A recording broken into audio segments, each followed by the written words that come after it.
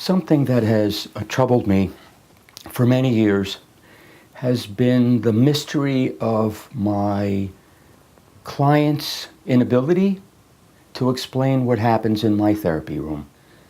I have been a therapist close to 30 years. I have been practicing emergence and expanding on this and creating a scientific method for over 20 years. And my main therapy when I sit people is to teach them human nature. The difficulty is that they can easily see that they change. People around them remark that they change. They even are told it's very noticeable, and that this hasn't been the kind of change that they've experienced before. However, when asked, what is it you do in that room? What is it you do in therapy? Every single person who has come to me and is coming to me has the same difficulty. Not a one of them can give what to them feels like an intelligent answer. So this puzzle has bothered me for many years, and I have taught groups, and I have formal students, and many of the things that I try to pass to them, they learn. But when it comes to telling other people the underlying concepts, how these things were arrived at, they have no way to say, even though I've literally filmed them, spoke to them, showed them, changed their lives with these things. Okay.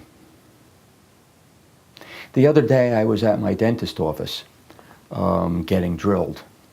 And the office manager and the dental assistant, whom I know for quite a while, came in the room, and we were talking before the torture happened. And not really, they're very kind people.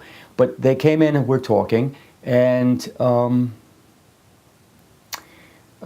Susan, the office manager, asked me a question.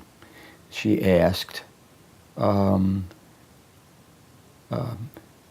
what did I think causes people to be narcissistic? Okay. So first of all, I began by telling her that there were two things that would prevent her from hearing my answer.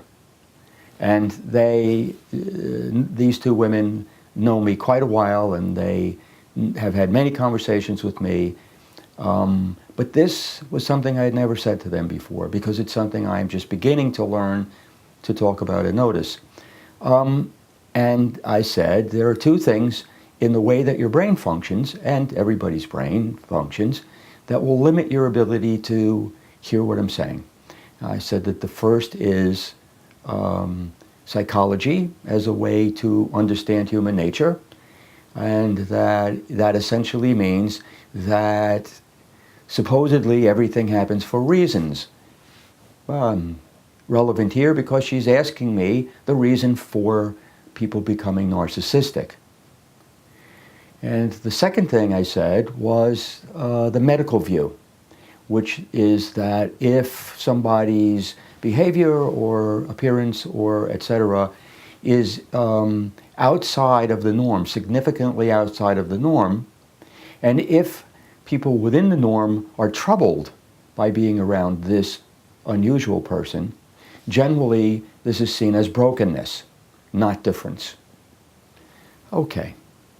Everything in personality has reasons behind it, and if the thing that's happening is a minority behavior, thoughts, feelings, then there must be something broken. Okay. Having told her this, I went on to say, ask her, do you know the origin of the word narcissistic, narcissism, the medical diagnosis? And she said vaguely something like, yes, it's something Greek, right? So I said that my kind of layperson sense of this, and I said, Narcissus was a very beautiful man who angered the gods. And so they punished him. And they chained him to a rock by a beautiful pond. And he was then doomed to forever look at his beautiful image and nothing else in the reflection of that pond. I asked her then, do you realize that that was a punishment? I gave her a minute to take it in. Both women were thinking about this. And I said, each person who suffers from narcissism suffers from a terrible, terrible aloneness. They can only see themselves. It seemed to affect her. But still, being that she has these two qualities, psychology as a way to understand cause for things, and the medical view as a way to define health and brokenness, here I had addressed in part the medical part, that this is a condition which people suffer from, even if this is difficult to understand. But how does this condition come to be? So I told her that every human being in the entire world, when born, is narcissistic. Of course not broken, because I don't see it as brokenness, I see it as a state of mind. And that this is important, because if they weren't narcissistic, they would likely die. For instance, if the little being we're talking about is a little 6-month-old baby girl, and it's 3 a.m., and if she's suffocating in twisted up in blankets, and if she had to consider whether she should wake her parents or not, that it was the middle of the night and they probably wouldn't want to wake up, if she had to think about that, she'd likely die. So babies are born and remain in a state for about the first year of narcissism. They only see their own needs. Who has needs to the baby? Me, me. And that's what's in their cries. Me, what about me? Help me. Okay. We then talked a little bit about that some people, about 25% of all people who are born, never leave that state. And I said those people are first year of life people. That state of personality, which I call a me state, they can only see whose needs? Me, my needs. They remain in that state for life. It's not a quality of learning, it is a quality of being. And that many politicians and many movie stars and many famous athletes, many people who become adored by the public are ones, first year of life people. And that is really the meaning of narcissism. I then went on to say that about 3/4 of people who don't remain in that first year of life state, they move on at around a year to the second state of being, character. And I told her about a story.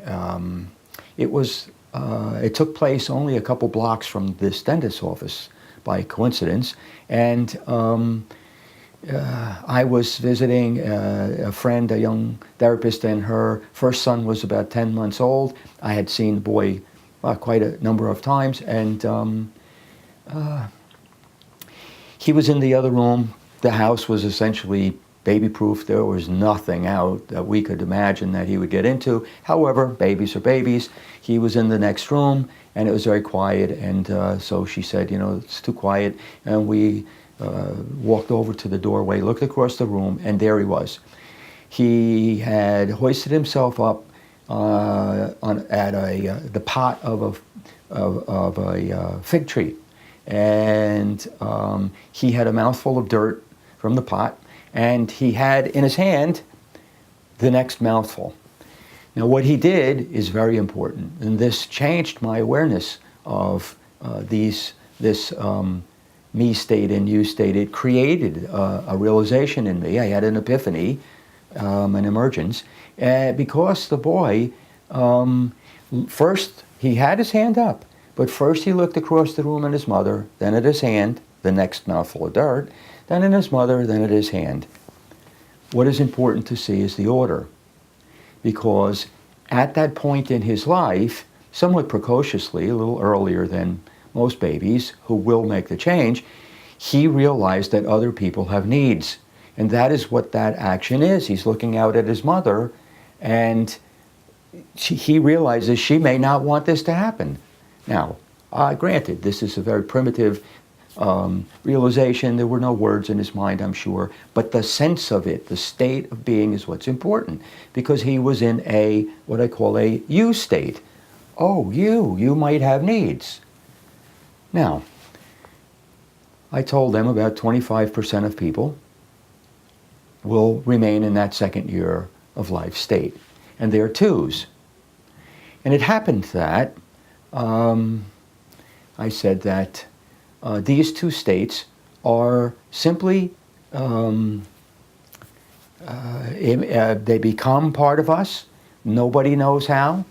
Immediately Susan was asking, well, how do you get to be like that? And the psychology. And I said, it is simply like, how does this plant get to be taller than this plant? And how does this leaf live and this leaf get yellow? It's nature. I smiled and I reminded her about the psychology and how hard it would be for her to understand this, because she's looking for a logical explanation. But I went back and I reminded her and I said, now think about this idea of narcissism. And I asked her, evidently you have been affected by some narcissistic people, is that right? And she said, yes, by many. And I said, I'd venture a guess that you have been hurt by some of them. And she said, yes, again. And I said, do you realize that they never created this, they never chose this, and not to say that they're not responsible, because narcissistic people can be very hurtful. They don't realize you have needs. But do you realize that they're also very alone?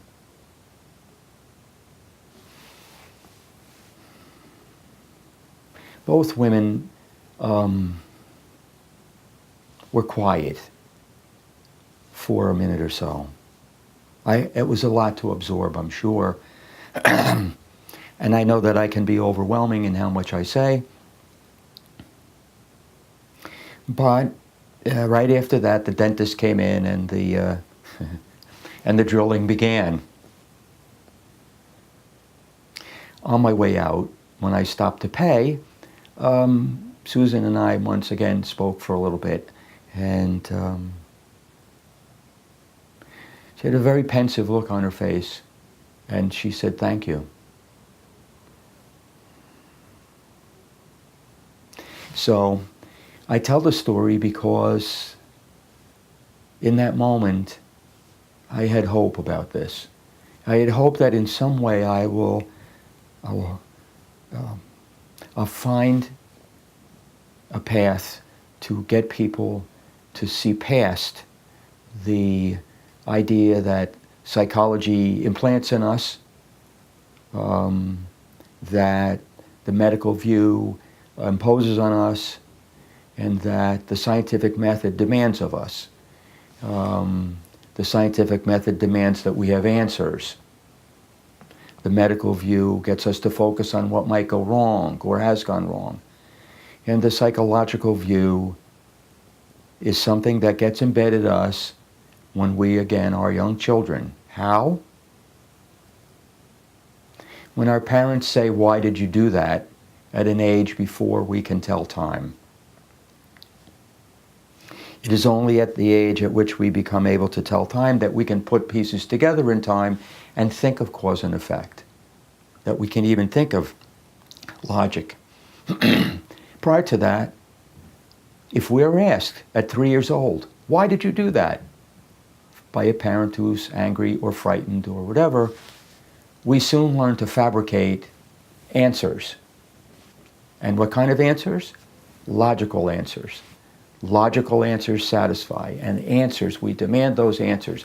And the parent feels relieved that nothing bad will happen in the future because the child has been taught or guided or whatever. Let me go through that once more, briefly. 3 things. The scientific method demands answers, not questions, answers. The medical view pressures us to focus on what might go wrong, what has gone wrong, what is wrong. Brokenness. And the psychological view forces us to see everything that occurs as having a reason behind this occurrence. Everything. Certainly everything in human nature. And where does this come from? These 3 things come from something that happens in every young child's early childhood. And that is that a parent who gets frightened about something that has happened or might happen, dangerous, yells at a child, "Why did you do that?" And this demand for an answer, scientific method, about something that has gone wrong or might go wrong, the medical view, is then answered by this child with something that approximates a reason. That child knows if it gives a reason and it's good enough, the anger of the parent, etc., the judgment of the parent stops. And very early on, because children cannot understand cause and effect, they fabricate answers. They get better at fabricating as they grow older, and by 7 they're really good at it. And when a teacher asks in a classroom for something, they fabricate answers. And when the wife asks her husband, a rather quiet man, "Why didn't you say anything?" he fabricates an answer. And when the police stops your car and says, "Do you realize how fast you were going?" you fabricate an answer. Scientific method, answers. Medical view, something going wrong. Psychology, there are reasons behind everything.